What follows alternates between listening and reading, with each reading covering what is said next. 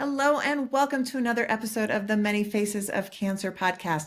I am your host, Melissa Groswell. Excuse me. And joining me today is Jennifer Dutilly. And Jennifer is a breast cancer survivor. She's a very active boy mom. She is the director of clinical growth at Parker Integrative Health and a personal development coach. And Jennifer and we first chatted about her being on this podcast, probably 8-9 months ago.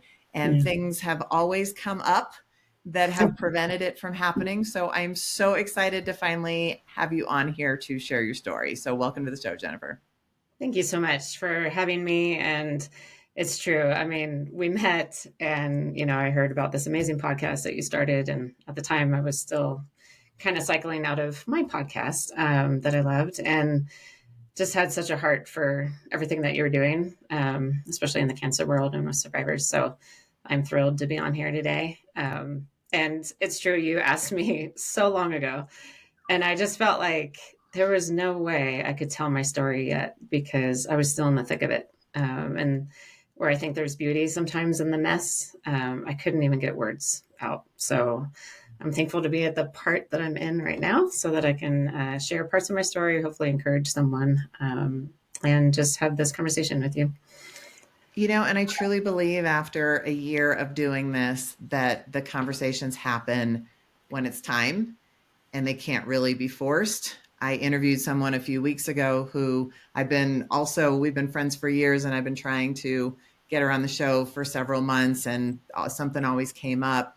And when we talked, she's actually just had her anniversary of 40 years since she was initially diagnosed. And she said, I had to process all of that. And it was such a deep thing that it wasn't time at the time that I initially approached her. So I believe in the dripping, just like, hey, I'm still here whenever you're ready. And I believe I was looking back through some of our text messages and stuff. And I think you said something along the lines of, at one point, the joys of trying to schedule during active treatment, one of the times that we had to reschedule. So it's, you're here at just the right time.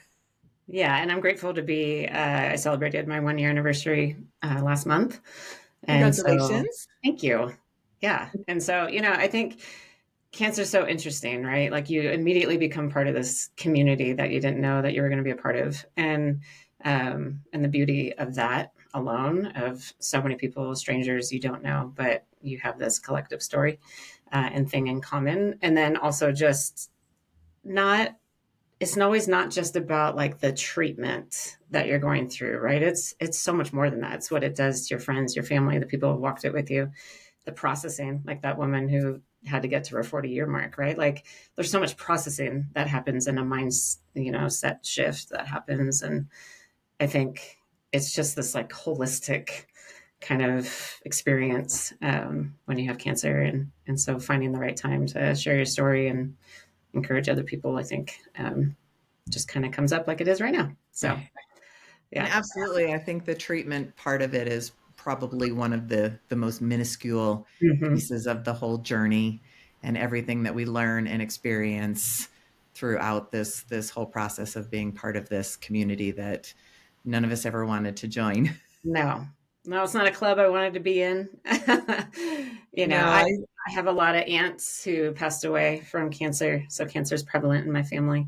And you just don't think it'll touch you, even though it's in our genes. And you just think like, well, I eat good enough. I'm healthy enough. How is it going to touch me? Right. And when it does, it rocks your world. And sometimes I think it's the luck of the draw.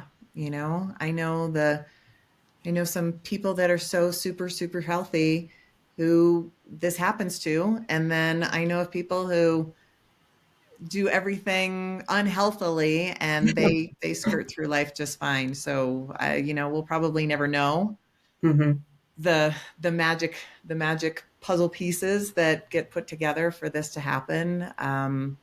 But I love and part of why I love doing this podcast is showing the other side and how it can be beautiful and how it can be a blessing and give you strength and ideas and a life that you never possibly imagined if you did not go through all of this. So It's true. I mean, it changes your perspective, right? It changed how I eat. It changes how I listen to my body. I don't think I listened to my body prior to cancer. I thought I did, but I really tuned in once I got that diagnosis. And it truly does change your perspective on life and how you want to live, and what you want the next 20, 40, however many years you're granted to look like.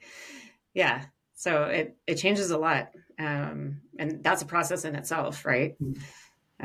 Is that change that kind of occurs. yeah. Now you and I met, gosh, it's probably almost 2 years ago now. We met at a networking event at a happy Mhm. hour.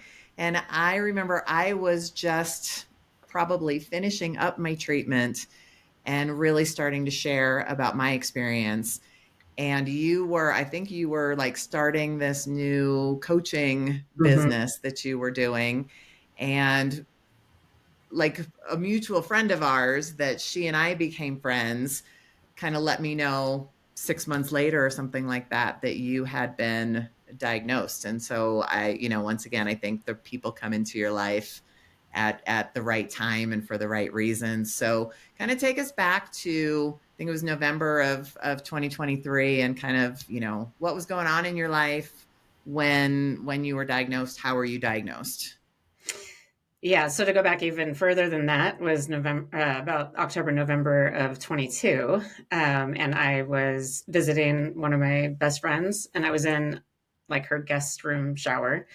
And I noticed a lump, and I thought, that's weird.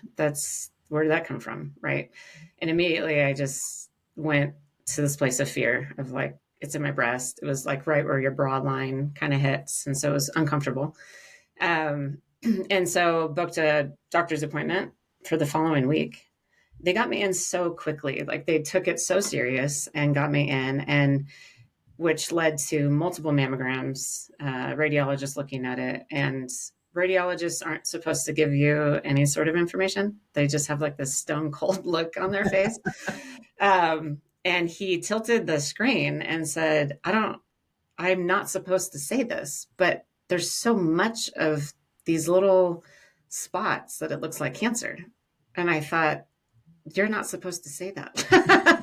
Right. Oh And my I goodness, remember can you? going, I was like, oh my goodness. Right. So immediate fear. Right. And, upset. And I remember standing alone in the changing room with my pink gown of like, what am I going to do? Right. And so immediately a week later, I have a biopsy. And I remember telling the person performing the biopsy, you're not in the right spot, right? You're awake for this. They're using an ultrasound. And he told me, don't tell me how to do my job. And I thought, okay, but I don't think you're in the right spot, to be honest. So 2 weeks later, pathology comes back, no cancer. You're fine. It's benign. So fast forward a year, I started listening to my body. It was growing. It was waking me up at night. It was hurting. Wow. Working out was really tough because a sports bra would sit right on it. I would try to massage it. I'm like, this is a benign tumor. Why is it hurting so bad? Right. So I, in August of 23, I reached out to my doctor and I was like, since it's benign, let's take it out. And so he referred me to a breast cancer doctor and met with her. And she was like, yep, every mammogram you've ever had, which I've had too many, has shown that it's benign. Great. So scheduled a lumpectomy, um, which I was awake for, which I will never do that again, Oh my ever in my gosh. life. Ever, ever, ever. They For do the that? eternity of evers, I will never do that again. It was so painful. Oh my gosh. They do that. It was a local, and you just don't want to be cut into that intensely under a local. Um, No, I don't want to be cut into at all under a logo. yeah. So I'll never do that again. But so they took it, and 2 weeks go by, and I get a phone call on a Thursday night, making dinner for my kids, and she said, "Listen, I don't know how to tell you this. They thought it was benign. I do think they maybe pulled from the wrong area, but according to everything that we took there's a lot of cancer in there. It's stage 2 on the left. We don't know what's happening on the right. And so then it was like Charlie Brown, the teacher. Wah, wah, wah, wah, wah. I didn't hear anything after that. I heard little words like oncologist, chemo, radiation. I heard those words. I couldn't breathe. And so those that next hour was really tough, on my knees crying and wondering why so many diagnostic mammograms had failed me, and why a biopsy had failed me, and why no one listened. And after a lot of crying and a lot of on my face, not knowing what I was going to do, I decided to dust myself off, and I better advocate for myself. So that's kind of how my journey started. Wow. So even the biopsy came back that it was benign, but they Mm-hmm. think that it probably came from the wrong place. Yeah, when you look at my scars, I have 8 on my left side. Oh my Um, gosh, yeah, it's a lot. that's a It's a lot. lot to take in. That's a whole nother podcast probably on body image and perspective. But it's part of my story. And when you look at where they biopsied and where they took the lumpectomy, there's about an inch difference.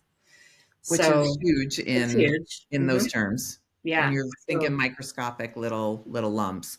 correct. So I can see why it went wrong. I think, when you do know your body, when you do know to listen to it, when you have that gut feeling of something's wrong. I mean, I went 10 months thinking something's wrong. This is growing. This is hurting. This is uncomfortable. There has to be something else here. Right. And to be able to advocate for myself and push for, like, let's just remove it then. You telling me it's benign? Remove it. Let's just see. Right. But when you have that mindset of it being benign, you aren't expecting that cancer phone call. I can tell you that. Like, I was not prepared for that. I You were thought for prepared for it a sure. year earlier when you first Yeah. had the mammogram. And her sending it to pathology was so nonchalant in that moment. Like, hey, we're just going to send it. We know it's benign. We're just going to send it. So when you get that phone call in the middle of dinner, you're like, okay, that just rocked my world. Okay. Yeah. All right. And so you ended up like having quite the year, 2024 of procedures and surgeries and things. So can you kind of give us a little summed up view of your 2024 medical journey? Yeah, you couldn't have told me in November of 23 what it was going to look like. A lot of fear November and December of 23 of not knowing how much cancer was in there. There was no point of doing any more scans. So it basically was, do your research. I had like decision fatigue. I know that happens with cancer patients too. Of like, they basically give you these different routes that you can take with treatment. Choose the Choose your path of poison. least resistance. Yeah. I at the time I didn't think I wanted radiation or hormone supplements. I had seen that with my aunts, and I wanted a different way. I knew of a friend who had done a double mastectomy. I reached out to her, and just started to think about that journey of, if I had the option and we think the cancer is localized, it's maybe one of the one parts of my body that we can take off and rebuild. So that's the route I ended up going. Now, that's the small version of how I kind of came to that conclusion. So in January of 2024, I had a double mastectomy. They took a couple of lymph nodes, decided that, I didn't have any more cancer. We got it all. And actually, the left was full of cancer, more cancer than they thought.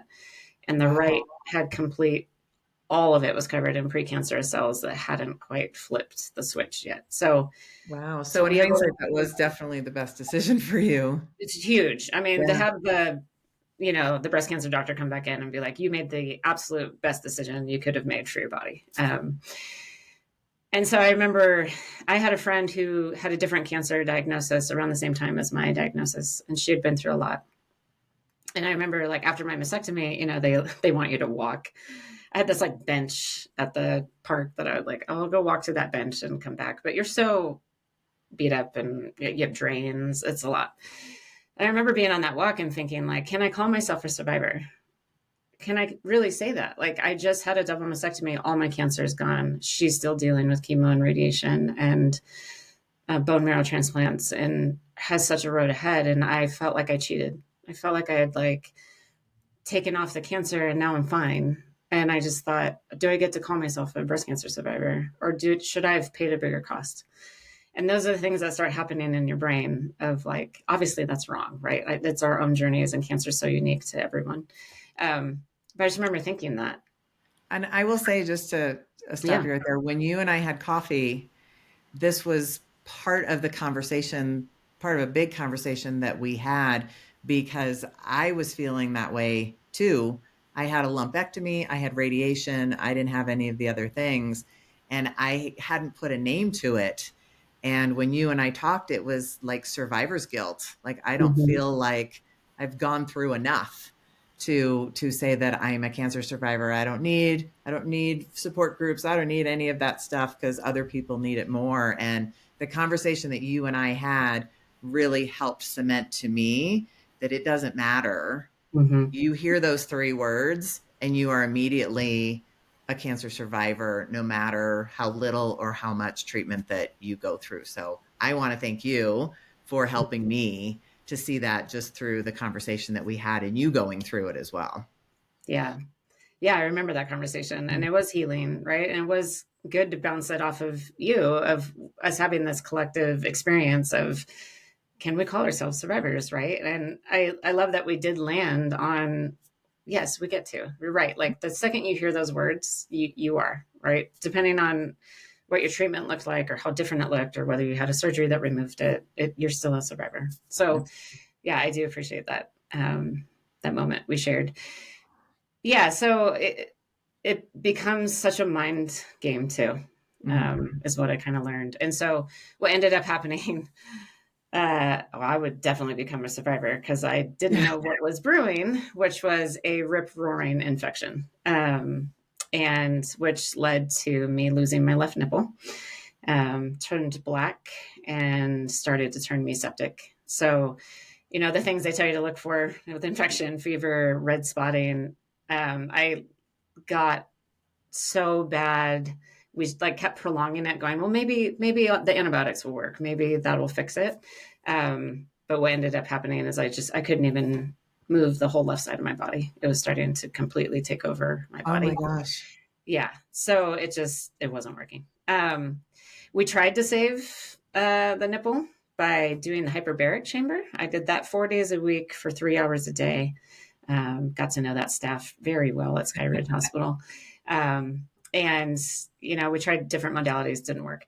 So anyway, that threw me into a very emergent surgery where they removed my left implant, my left breast. I went to a full mastectomy on the left, cleaned up the infection, but it completely mutilated the left side.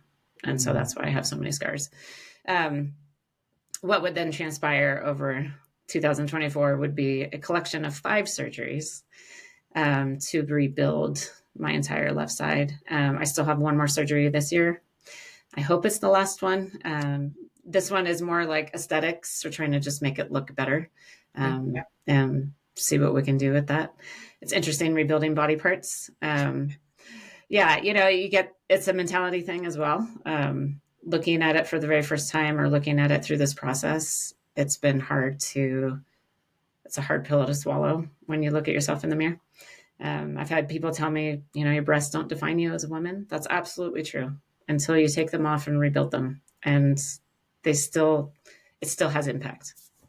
It still affects your self-confidence. It's still, you're the one who sees yourself naked, and it still has an effect on you. Right. And so to process that and to work on that has been a journey. Because I think, there are some people that I've talked to that go through this process. They know what it's going to look like when they're done. And that's what it looks like when they're done. Mm-hmm. And it's I won't say it's easy, but it's very flowing and they're happy with the final results. Yeah. And then there are people who have the expectation in the beginning, this is what's going to happen. This is what it's going to look like. And God has other plans. Yeah. We definitely had different plans for me. And, the people I've met along the way, I I've been through a lot in my life. I'm a heart patient as well. And I I've had a lot thrown at me, and I've tried to make everything that I've gone through, every pain that I've experienced, for good. Like, I've tried to use it for good. And if it touches one person's life, it makes it all worth it, right? If I can encourage one person in a conversation, it makes all the pain worth it. And so I knew that I only had one way through it, which was to just keep walking forward, right? I couldn't go around it. I wanted to. There was just no way around it. I now didn't have a left breast, didn't have a left nipple, right? And so now it was like my choice to rebuild it. And what was that going to look like? So then I just decided, like, every person I come in contact with, every, nurse, every doctor, every staff, people that God was placing in my life about cancer. I had a woman, because I had a breast cancer sign on my house, who was just walking by, never met her. She knocked on my door, and she's also a breast cancer survivor, just finished her last treatment of chemo, wanted to chit chat. I Oh, mean, I love those are the that. moments that I'm like, those are the people that I'm able to touch. They're able to touch my life. And so that's just been part of this beautiful journey, even though it's been hard, even though I've had days where I don't want to get out of my recliner because I'm crying and sad and I'm hurting and I have all these drains and I don't know what it's going to look like. And I don't know when it ends. Simultaneously, I also dealt with my middle son mental health crisis last year. So you couldn't have prepared me in 23 for both of us to be fighting for our lives. So that's been tough, but it has given so much perspective on mindset. So the things that I've been able to coach him on and work through with him also apply to me. And So you so, kind of got to go through it together in a way. yeah, we did. Yeah, it really bonded us and, helped us with therapy together and listening to our bodies and teaching that. I think it's super important. And how's he doing today?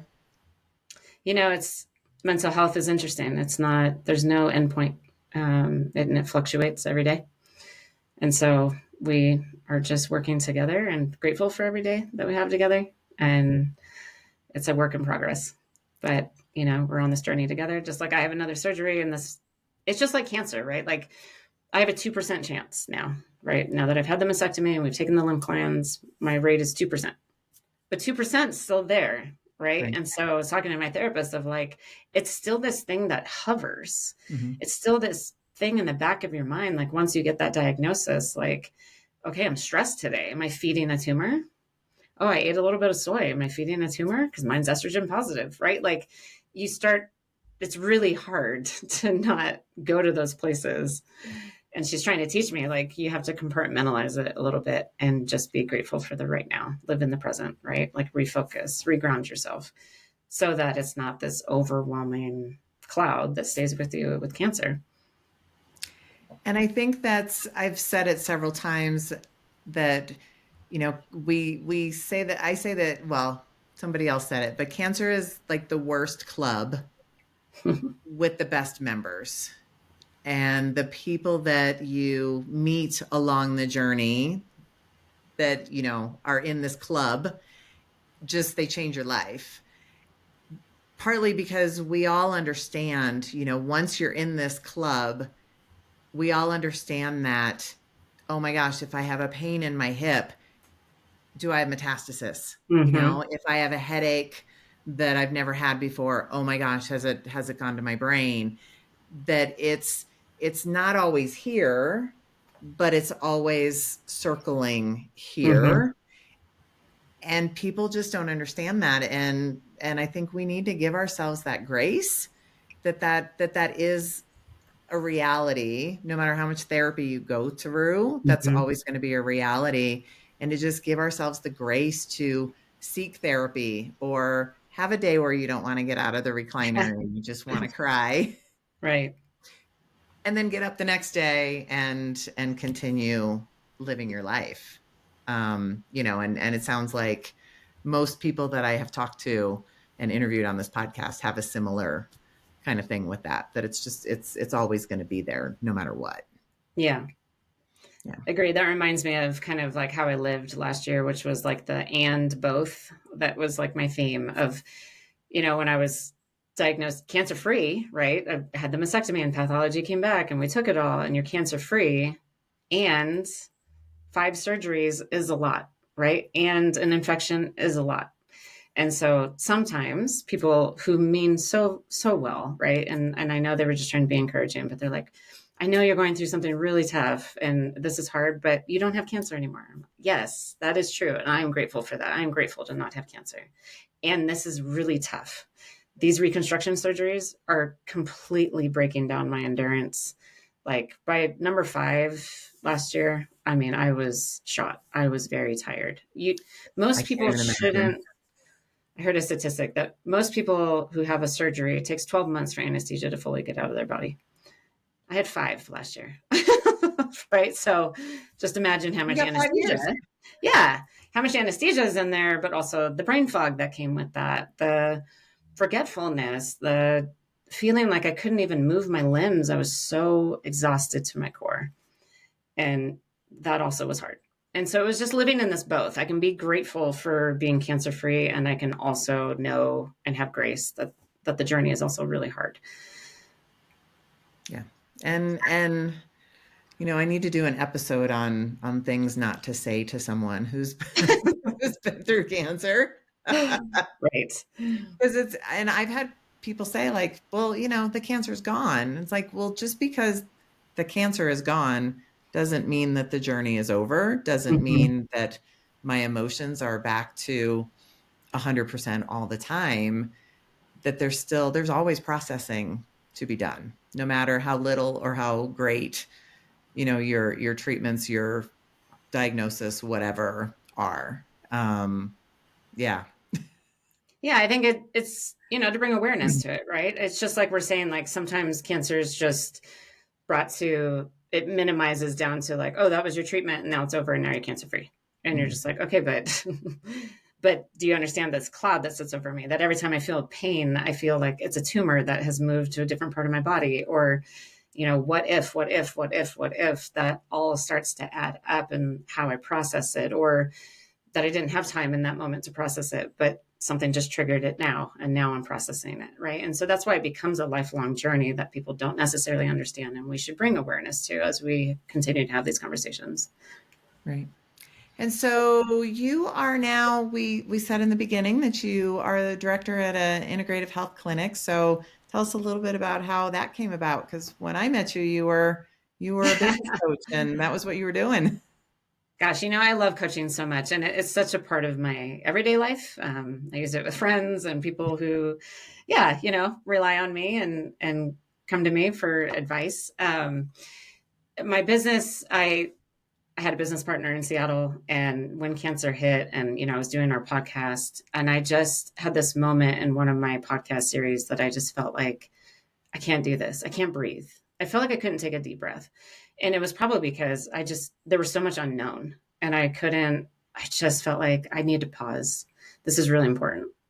Now, I'm the mentality of rallying. That has always been my mentality. Probably why I got cancer, because I always rallied. I didn't rest. I didn't listen to my body. I didn't eat properly. I was always in like fight or flight. So I was always like, well, I'll just rally. I'll just rally. I'll just have another cup of coffee. I'll just rally. And this moment kind of hit of like, Jen, you have cancer. It's okay to take a break. And I allowed myself that permission. And so I stopped coaching. And actually, it's pretty amazing how my clients were already kind of like cycling out. So the timing was perfect. And I decided to walk away from my business that I loved, and we both decided like to part ways. And then I had been a patient at Parker Integrative Health. I had slipped on ice in 2021 and broke my L5 back. And I was going to them just as a patient, and they completely healed my back. And then when I got cancer, I knew to call them. I just had this gut feeling of like, they could probably help me get through this. And they got me in right away. And immediately we attacked nutrition. And I just gutted my entire pantry, my refrigerator. I went sugar free immediately because at that moment, we still didn't know where all the cancer was. Mhm. And I knew sugar was just going to feed it. So I decided to just do an overhaul. My kids weren't happy about that. But I I'm have sure. 3 very hungry boys and all their friends, and they're like, where are all the stuff, the Oreos, the chips, the sodas? But they were great. They were super supportive. And so they really helped me through my cancer journey. So they have services there like ion foot cleanses. Those really helped detox me after anesthesia. That Mhm. really helped with the brain fog. We have a machine called PEMF. So it's electrical magnetic therapy that really brings down inflammation and promotes new cellular growth and also calms your nervous system. So I would go on that machine, and we have like paddles or just like a cushion that kind of sits on you, and it has these electrical currents that kind of go through you, and immediately I would rest. I would finally like allow myself to rest. It promoted new cellular growth to my chest, and so really kind of helped me get over some of those humps of heart surgeries. Um, and then nutrition, and we've got oils and supplements and things that were really trying to help my immunity stay up. What I loved about them was they took a holistic approach to me, right? They took my individual issue and were able to, keep my body in alignment and just work with me. And so it became one of my friends started working there, and we went to coffee, and she was like, gosh, you would be great at this office. And I have a master's in business, and thought, yeah, I love it there. And so started talking to them, and then I started working there, and I love it. I love it every day. And what I also love is that people now know that I work there, and they come in with their breast cancer story. And so the calls that I get now, the people that come in, the women that are struggling with estrogen now, that's a tough one with hormones, especially with a cancer that's estrogen positive. There's not enough money and research for women in this space. But to be able to comfort them, give them a hug, and just provide a platform for them to share their story, that has meant a lot to me. And so I absolutely love showing up to work every day and making a difference. And I just love their approach to care. We're a boutique alternative medicine office. So, we don't do insurance. So we are sometimes the last resort for people who have exhausted all of their other options with doctors, and we provide a non-invasive approach to healing. So yeah, I love it. I love that. Being a chiropractor myself, I've always been as much focused, if not more so, on the, and I just hate to even call it alternative because it's not Yeah. alternative, it's complementary. And Mm. while, when I was diagnosed with cancer, I was very grateful for my oncologist, very grateful for my surgeon and the whole medical team. And I Hmm. also was able to step into my complementary realm and see a naturopath and work on my nutrition and my mindset and all the things. And there are so many different types of treatments that are complementary to your traditional medical treatment, things that help get the chemo out of your system faster, things that help you to just feel better going through this, things like hyperbaric oxygen, Hmm. which can hopefully, not always, help with healing and other things like that, that I hope that if they aren't already at some point, our oncologists, our other doctors are saying these are okay or helping to promote these things, because just going through chemo, just going through radiation, I won't say it's not enough, but it's good for getting rid of the cancer, but what about the rest of your life and healing and getting back to who you are, even if it's a new normal? And I love Hmm. that there are places like this. And, for my listeners who are not in Parker, Colorado, Yeah. there are integrative health clinics all over the place that do provide services that can help people with those lingering effects. You know, Chemo comes with many, many, many side effects, and there are Yeah. lots of things that can help people to feel better and to get through it, and still feel like themselves and not like they're going to die. Yeah. And I think when you're in that process, you're in that journey, you just feel like everything is happening to you. Mhm. And being part of like an integrative health clinic, it helps you feel like you gain some of that control back of like, I want to take control of my health. I want to take control of some of those things that I can add complementary to this journey, and that can help me. And so I think it's important to just take a full holistic view of healing. Right. I love Yeah. that. And sometimes it's nice to just get a paycheck for a while.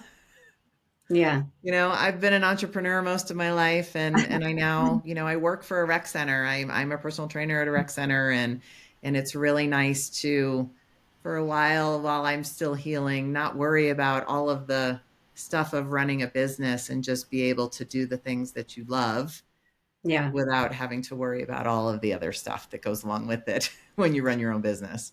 It's true. I mean, I was an entrepreneur for a very long time. I think what I love is that it combines medical, which is so much of my background, and because I've had a ton of medical issues, and then it combines coaching because I get to lead Mhm. a team, and then it also uses my business degree, right? And so it has been such a blessing to be able to utilize all of those together and still share my story, share my breast cancer story, touch lives, right? And that's the biggest joy for me.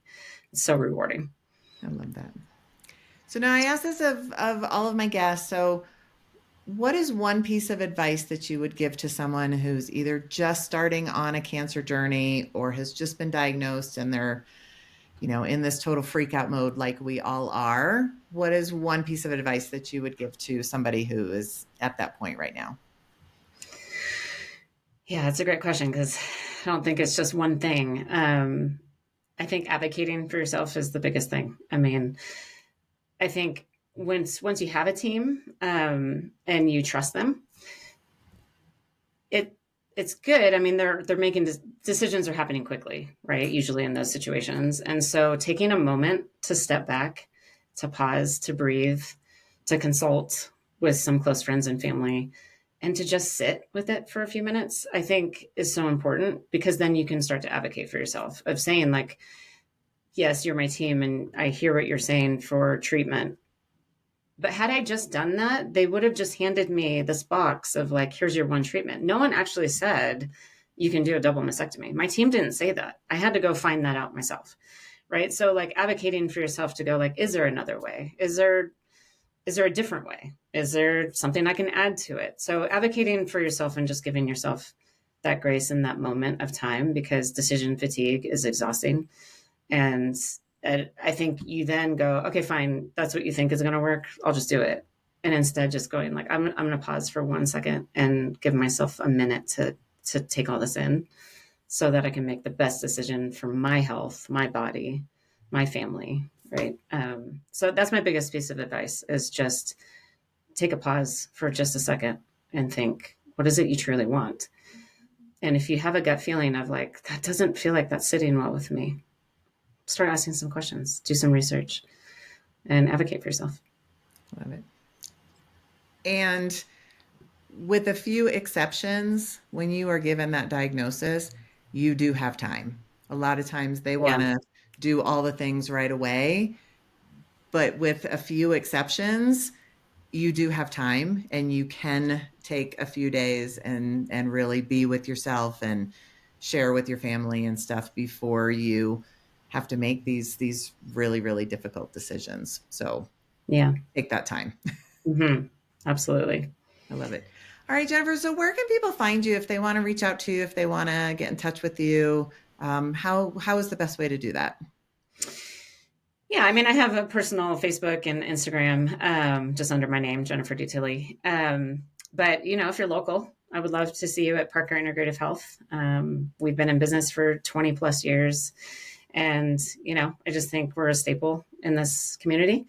So I would love for anyone to reach out if you have any questions about nutrition or alternative medicine or chiropractic care. We also do neurofeedback, which is amazing. It really helped my 11-year-old son with his ADHD. So, we do a lot. But yeah, just my email, jennifer.dutilly@gmail.com. I would love to chit chat with anyone and go to coffee. I always allow space for that just because, everyone did it for me. The amount of people that just sat down and had coffee with me and just gave space, it was so important on my journey. So I just want to provide that same amount of space to someone else. So I love that. All right. That's the perfect way to wrap this up. So thank you so much for your time. I'm so grateful that we were finally able to do this. And I know that your story is going to touch so many people just the way that it touched me. So thank you for your time and for your share. Thank you. All right. Have a great rest of your day. Thanks, you too. Bye bye.